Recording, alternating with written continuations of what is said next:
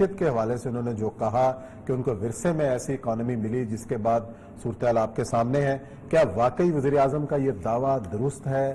کیا واقعی جو اپوزیشن نے مناظرے کا چیلنج دیا ہے سوال ہے وزیر اعظم کو وہ ٹھیک ہے؟ اس پہ ہمارے معاشی تجزیہ کار ہیں، سینئر تجزیہ کار ہیں ڈاکٹر شاہد حسن صدیقی صاحب، ان سے پوچھتے ہیں کہ وزیر اعظم صاحب کا یہ دعویٰ کہ ان کو معیشت اس طریقے سے ملی کیا واقعی درست ہے؟ السلام علیکم صدیقی صاحب۔ جناب وعلیکم السلام۔ جی صدیقی صاحب، وزیر اعظم کا آپ نے خطاب سنا اور جو پوائنٹ آپ نے سنے کہ جی جس طریقے سے ان کو اکانومی ملی اور وہ تباہی سے دوچار تھی، اور پہلے کے نمبرز اور آپ کے نمبرز جو ہیں وہ آپ کے سامنے ہی، آپ کیا کہیں گے اس دعوے کے اوپر؟ میں تو اس لیے کہوں گا کہ اب مجھے خوف آنے لگا ہے کہ ہمارے حکمران چاہتے کیا ہے۔ اب میں جو کچھ چند منٹ بات کروں گا، ذمہ داری میری ہے کہ وہ اسٹیٹ بینک کی رپورٹ سے ہوگا جو ان کے زمانے میں شائع ہوئی ہے، پرانی نہیں، یعنی جو 2020 میں، اور جو وزارت خزانہ کی جو رپورٹ 2020 میں شائع ہوئی ہے میں اس سے بات کروں گا، اس سے باہر نہیں جاؤں گا۔ وہ یہ کہتے ہیں کہ جب موجودہ حکومت آئی تو 2000 اس وقت جو شرح نمو تھی وہ 5.5% تھی، اور اس سے ایک سال پہلے تھی 5.2%۔ اب جب پی ٹی آئی کی حکومت آئی تو پہلے سال میں اب وہ شرح نمو گر کے ہو گئی 1.9%، جو مشرقی پاکستان کی علیحدگی کے بعد 48 برسوں میں تیسری بدترین کارکردگی ہے۔ یہ اعداد و شمار میں نے بتا دی، اسٹیٹ بینک کے اعداد و شمار ہیں۔ جی جناب میں آپ کو بتا دوں 2016، 2017، 2018 یہ 3 سال جو تھے پچھلی حکومت کے، میں نے اکنامک سروے دیکھا ہے اور اسٹیٹ بینک کی رپورٹ دیکھی ہے۔ وہ یہ کہتے ہیں کہ جو ان کا افراط زر تھا تینوں سال وہ 4% سے کم تھا، تو مہنگائی میں ملی تو ان کے دور میں 14.2 پر آ گیا۔ دو چیز۔ تیسری بات یہ میں آپ کو بتاؤں جو مجھے پریشانی ہے، تھوڑا سا میں بتاؤں، کیونکہ مجھے میں نے جیسے کہا خوف آنے لگا ہے، اس کی کوئی وجہ ہے جو کہہ رہا ہوں۔ دیکھیے میں بجٹ تقریر سن رہا تھا، بجٹ تقریر میں انہوں نے یہ کہا، اب دیکھیے بجٹ تقریر امپورٹنٹ ڈاکومنٹ ہے تو پڑھ رہے تھے، وہ کوئی تقریر نہیں کر رہے تھے، پڑھ کے سنا رہے تھے، اور جو چھپی ہے اخباروں میں اس کے مطابق اس میں بجٹ تقریر میں یہ لکھا ہے کہ 2019 میں جو اس حکومت کا پہلا سال تھا شرح نمو 3.3% رہ گئی۔ ارے سارے پاکستان کو پتا ہے، پلاننگ کمیشن کہہ چکا ہے کہ 1.9% تھی، تو آپ جب بجٹ تقریر لکھی بھی لا رہے ہیں اس میں لکھا ہے تو جو ہمارے صاحب تقریر کر رہے تھے ان کو ذرا کوئی پریشانی نہیں ہوئی کہ یار پلاننگ کمیشن ساری دنیا 1.9 کہہ رہی ہے، میں 3.3 کہہ رہا ہوں۔ اگلا جملہ انہوں نے کہا کہ جناب اس کی وجہ سے ہمیں ہماری معیشت کو کورونا کی وجہ سے 3,300 ارب کا نقصان ہو گیا۔ کیوں؟ کیونکہ وہ 3.3 سے -0.4 آ گئی، تو جناب وہ 3.3 وہ 1.9 تھی۔ تیسری بات یہ ہے دیوالیہ دیوالیہ دیوالیہ، آپ کہہ کے مجھے شرم آنے لگی ہے جب میں غیر ملکی جو ماہرین ہمارے دوست ہیں جن کے ساتھ ہم یورپ میں کام کرتے تھے، تو وہ یہ کہتے ہیں کہ یار آپ کیا بات کر رہے ہو، میں آپ کو فیگرز اسٹیٹ بینک کے دے رہا ہوں۔ جس دن عمران خان صاحب نے حلف اٹھایا اس دن اسٹیٹ بینک کے ذخائر تھے 10.24 ارب ڈالر، 10.24 ارب ڈالر۔ 19 جون کو 2020 کو 22 مہینے گزر چکے ہیں، اسٹیٹ بینک کی آج کی آپ رپورٹ پڑھ لیں، وہ کہتے ہیں جی یہ 10 ارب ڈالر سے نیچے ہیں۔ تو بھائی 22 مہینے کے بعد ریزروز آپ کے گر گئے، 14 ارب ڈالر کے بیرونی قرضے بڑھ گئے، اس وقت دیوالیہ تھا، آج آپ نے اقتصادی معجزہ دکھا دیا۔ مجھے خدا کے خوف سے ڈرے، دنیا کیا کہے گی، ہم پاکستانی کیا کہیں گے، ہمارے لوگ بھی تو پڑھے لکھے ہیں، دیکھتے ہیں، ہمارا میڈیا بھی چوکس ہے، تو یہ باتیں تو ان کی اپنی کتابوں میں لکھی ہیں۔ یہ کرنٹ اماؤنٹ ڈیفیسٹ کا جو رونا رویا جاتا ہے یا بخار برکات جاتا ہے، اس میں ایک مغالطہ یہ بھی ہے کہ آپ نے کچھ چیزیں منگانی ہی بند کر دی، کچھ بھیجنی بند کر دی، آپ کا ڈیفیسٹ تو کم ہونا ہی تھا، کوئی یہ مسئلہ بھی ہے؟ محترم مغالطہ نہیں ہے، واقعیت ہے۔ جب آپ مشینری کی امپورٹ کرا دیں گے یا تو آپ کہتے ہیں میری برآمدات بڑھ گئی۔ دیکھیے میں آپ سے عرض کروں، آپ نے اہم نقطہ اٹھایا ہے، میں ذرا سا چونکہ آپ کو تو پتا ہے لیکن پورا پتا ہونا میں اس لیے چاہتا ہوں وضاحت کر دیں۔ نہیں گزارش 124 روپے کا ڈالر تھا، سب کو پتا ہے، اور اسٹیٹ بینک کی رپورٹ موجود ہے کہ یہ ہمارے زمینی حقائق کے مطابق ہے 124 روپے، آج 168 پر آ گیا۔ تو یہ جو 24 سے 168 پر آیا ہے، یہ بھی کیا پچھلی حکومت کے کھاتے میں جائے گا؟ اسٹیٹ بینک تو یہ کہہ رہا تھا، تو آپ نے روپے کی قدر گرائی، آپ نے برآمد کنندگان کو دہاشا مراد دی اور آپ کی برآمدات گر گئیں، اور اس کے بعد آپ نے کو کم کیا اور مشینری کو بھی کم کیا، جس کے نتیجے میں شرح نمو جو 5.5 اور 5.2 تھی 1.9 پر آ گئی. اور آپ اس کے ساتھ اگر آگے چلیں میں ایک فگر دینا چاہتا ہوں آپ اگر اجازت دیں. 2008 پاکستان میں تباہی بربادی تھی, کوئی آدمی پاکستان میں بھروسہ کرنے کے لیے تیار نہیں تھا. اسٹیٹ بینک یہ کہتا ہے ڈالر کی بیرونی سرمایہ کاری آئی, 5 ارب ڈالر کی بیرونی سرمایہ کاری ایک سال میں آئی. یہ اسٹیٹ بینک سے کہہ رہا ہوں, میری کوئی اس میں ذمہ داری نہیں ہے اگر غلط ہے. اس حکومت کے 23 مہینوں میں مجموعی طور پر وہ 12 مہینے کے 5 ارب ڈالر تھے, ان کے 22 مہینے میں 1.8 ارب ڈالر آئے, یعنی 1 ارب ڈالر سالانہ کی سرمایہ کاری آئی. پوری دنیا پاکستان میں سرمایہ کاری کے لیے بےتاب ہے. اس وقت جو تھی جب وہ پریشان تھے تب 5 ارب کی آئی تھی, تو ابھی 1 ارب کی آ گئی, تو کس پر آتا اعتماد کا اظہار ہے. یہ مجھے سوچنا ہے, کو سوچنا ہے. مگر جو چیز میں آپ کو بتانے والا ہوں, اسی بجٹ تقدیر میں یہ لکھا ہے کہ اسٹاک ایکسچینج میں کمال ہو گیا اور دنیا کی بہترین کارکردگی والی معیشت قرار دے دیا تھا کسی زمانے میں بلومبرگ نے. میں آپ کو ایک فگر دے رہا ہوں, جس دن عمران خان صاحب نے حلف اٹھایا تھا, آج کی فگر 2300 ارب روپیہ مارکیٹ کیپٹلائزیشن میں کم ہو چکا ہے, 2300 ارب روپیہ. اور ہم دنیا کو, اپنے لوگوں کو مثبت سنا رہے ہیں کہ بہترین دنیا کی کارکردگی ہے. تو خدا کے غضب سے ذرا ڈر لیں. مگر میں ایک اور فگر دینا چاہتا ہوں. آج دیکھیے, آج اسٹیٹ بینک نے شرح سود گرائی. کس تیز رفتاری سے اسٹیٹ بینک نے سرکولر ایشو بھی کر دیا, چلا گیا کہ جو بچت کھاتے دار ہیں بینکوں میں 2 کروڑ بچت کھاتے دار, 2 کروڑ 7,000 ارب روپے سے زیادہ ان کا بینکوں میں پیسہ پڑا ہے نفع اور نقصان میں شرکت.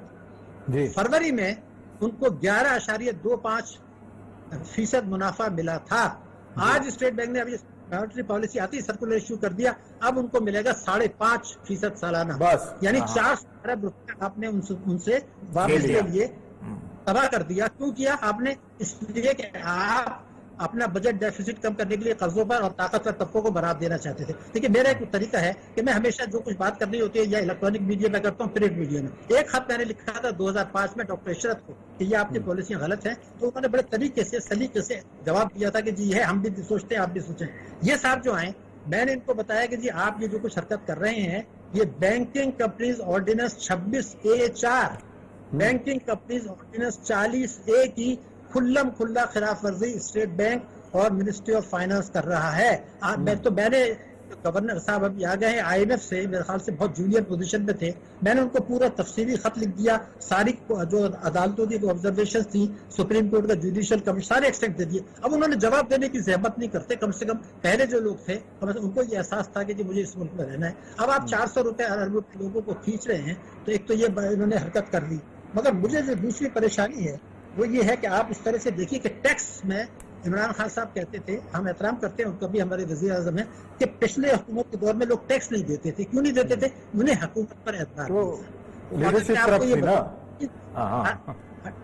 نہیں. ایک فگر آپ اجازت ہیں, 2018 میں جو ٹیکس وصولی تھی 2300 ارب ٹیکس لینے کے بعد وہ 2019 میں گر گئی.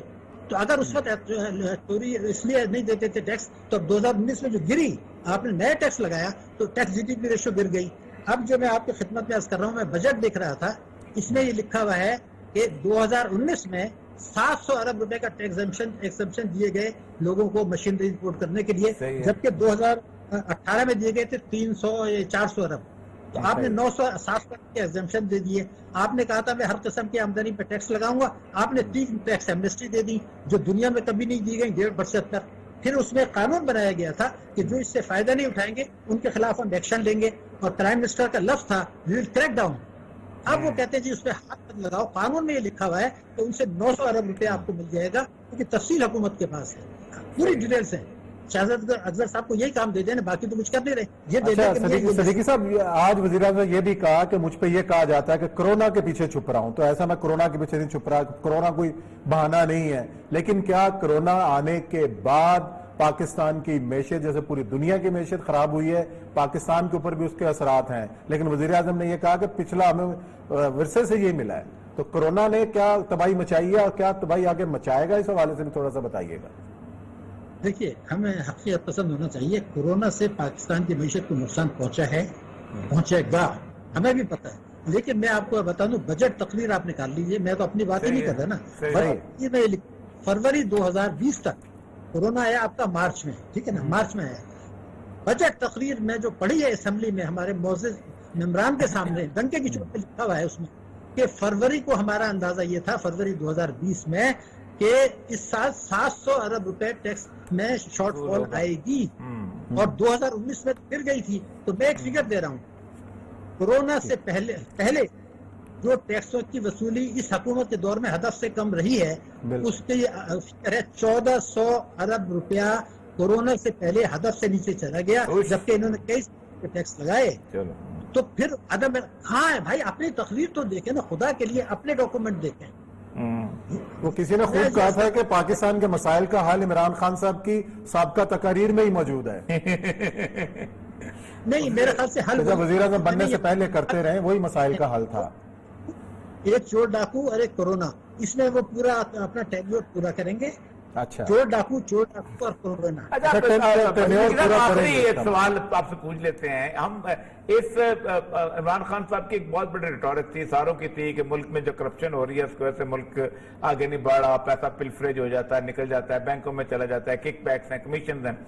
ایک اور چیز جو ہے، ایک نئی عمران خان کے آنے کے بعد ایک پاکستانیوں کے اوپر ایک نئی جو ہے انکشاف ہوا ہے کہ کرپشن پہ اپنی جگہ خرابی ہے، لیکن جو نااہلی ہے یہ اس سے بڑا دکھ ہے جو کہ ہمارے اوپر مسلط ہو گیا.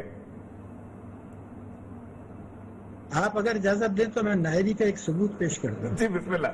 یعنی مجھے شرم آتی، تکلیف ہو رہی. دیکھیے نا، ہمارا آپ کا ملک ہے نا، اگر خدا خواستہ کچھ تباہی نقصان ہوتا ہے تو ہم متاثر تو ہوں گے ہی. اس ملک سے جو ہمارا کمٹمنٹ ہے، دیکھیے نا، بحیثیت مسلمان ہم اور پڑھا تو ہے نا کہ پاکستان کچھ لوگوں نے قربانیاں دی، کتنے پاکستان آتے وقت جو کچھ ہوا کہ جنگیں لڑی، اس لیے تو نہیں لڑی تھی. اب میں آپ کو نااہلی کی مثال دیتا ہوں. آپ بجٹ تقریر نکال لیجیے، ٹھیک ہے، میں شرمناک بات بتا رہا ہوں. اس میں یہ لکھا ہے کہ صوبے 242 ارب روپے پہ فاضل رقوم دیں گے تاکہ بجٹ خسارے میں کنٹرول ہو. 242 ارب روپے. اب آپ کے آئی پاکستان اور کے پی، ان دونوں نے مل کے خسارے کا بجٹ دیا، اور اس کا امپیکٹ پتہ ہے کتنا ہے؟ 115 ارب روپے کا جھٹکا اس بجٹ پہ ان دو صوبوں نے، جہاں ان کی حکومت ہے عملی طور پر، اس بجٹ پہ لڑا دیا جو انہوں نے پیش کیا تھا. تو میں یہ پوچھ رہا تھا کہ کیا ان کا فرض نہیں کہ وہ جو کے پی میں ان کے منسٹر بیٹھے ہوئے ہیں نہیں کہ ہے نا، ان سے پوچھ لیتے کہ یار یہ کیا 115 ارب روپے کا ٹیکا انہوں نے لگا دیا. 75 ارب کا لگایا سندھ میں، وہ سمجھ میں آتا ہے کہ بھائی وہ تو پوزیشن. لیکن آپ نے 242 فیگر سے پہلے، آپ چونکہ مقبول جان صاحب گورنمنٹ میں رہے ہیں، کیا ایسا نہیں فرض تھا کہ مجھ سے غیر رسمی طور پہ تو پوچھ لیتے کہ بھائی ہم 242 ارب لا رہے ہیں، آپ کی کیا نیت ہے؟ اچھا چلیں صدیقی صاحب، یہ تو بات ہو گئی ان کی نااہلی کی. کوئی امید کی کرن نظر آتی ہے کوئی ایک؟ دیکھیے، امید کی کرن میں تھوڑی سی تلخ بات ہو رہی ہے. دیکھیے میں آپ سے عرض کرتی ہوں، میں ایک لفظ کی ذمہ داری لیتا ہوں. پارلیمنٹ اس کو ٹھیک نہیں کرے گی، اپوزیشن پارٹیز اس کو ٹھیک نہیں کریں گی، ریاست کے پلرس اس کو ٹھیک نہیں کریں گے، کیونکہ اسٹیٹ ہماری سپریم کورٹ نے، میں نے وکالت پڑھی ہوئی ہے، لا کی ڈگری ہے میرے پاس. اسٹیٹ بینک سپریم کورٹ نے اپنے 184(3) کی خلاف ورزی کھلم کھلا کرتے ہوئے یہ اجازت دے دی کہ آپ ایمنسٹی میں باہر کا پیسہ باہر ہی رکھ لیں. ان کا اختیار ہی نہیں. 184(3) میں تو یہ تھا کہ پیسہ پاکستان آئے گا تو غریبوں کو جائے گا.